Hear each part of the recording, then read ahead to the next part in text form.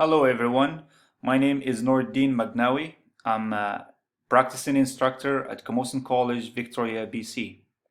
In this short video, I will present a classroom assessment technique called Background Knowledge Probe. This presentation is intended for PIDP course 3230, Learning Assessments. In this presentation, I will discuss the following points: rationale and background of using this technique, context of implementation, this technique's limitations and advantages, best practices, and methods of providing feedback. Background knowledge probe is an informal assessment technique that enables the instructor to know the student's prior knowledge about the discussed topic and/or the subject matter. It is a focused questionnaire that students complete at the start of a unit or a course to help instructors identify the best starting point for the class as a whole or for a given lesson.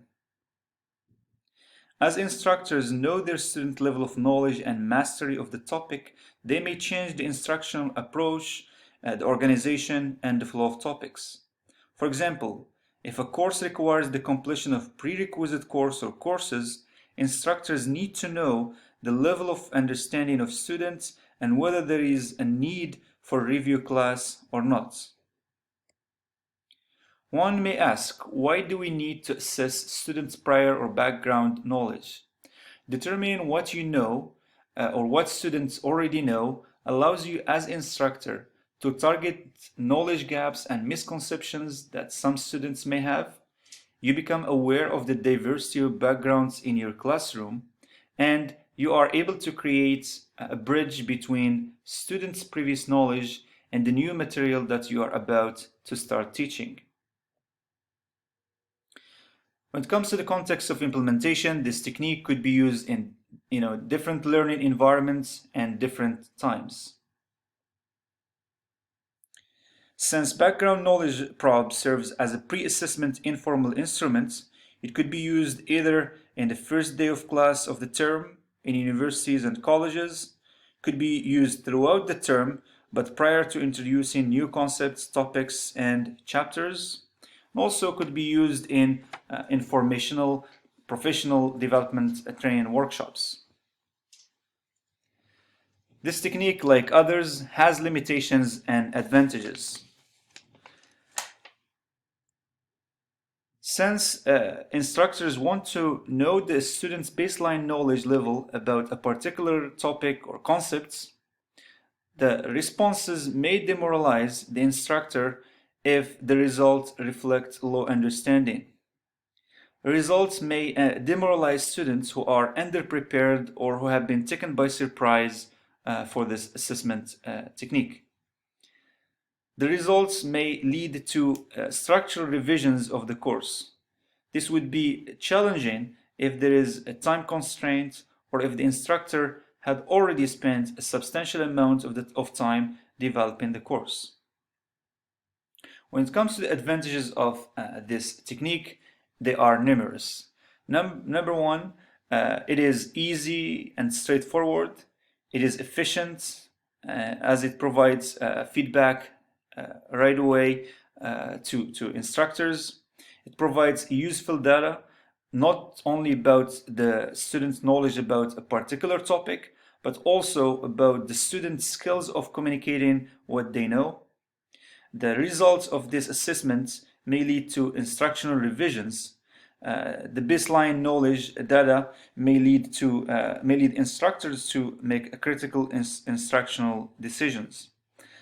This technique fosters the student's cognition by remembering what they learned previously, fosters the student's metacognition as they are able to assess themselves and develop appropriate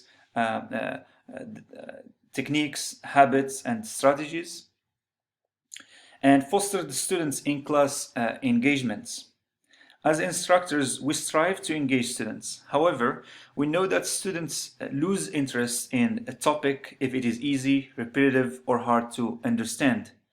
Therefore, it is very important to know the average student level of knowledge about the subject matter. Overall, background knowledge probes advantages outweigh its limitations. The best practices of this technique. The background knowledge probe questions must include two-level questions, questions that are attainable and possible to be answered by most questions, and a question or multiple difficult questions that would enable the instructor to judge the student's prior knowledge. Before introducing the questions, instructors must inform students about the purpose of this assessment, in particular that it will not be marked. Urge students to provide authentic responses. Don't require students to put their names on the assessment in order to achieve that authenticity. Have realistic expectations. It's inevitable that there are students who might have partial knowledge, fragmented, simplistic, or at least incorrect. Have a variety of questions that assess the student's basic understanding, analysis, and application. And lastly, include the question's requirements. Clarify to students the requirements of correct answers. After the assessment of the students' responses, the instructor should divide them into 4 categories. Earnest background, non-relevant background, some relevant background, and significant background. Present the data the following class. Summarize the assessment results. Explain questions and provide correct responses. And divide the class into 2 groups, prepared and unprepared, and urge students to work in groups to share their knowledge. Overall, this technique enables instructors and students to play a proactive role in the learning environments.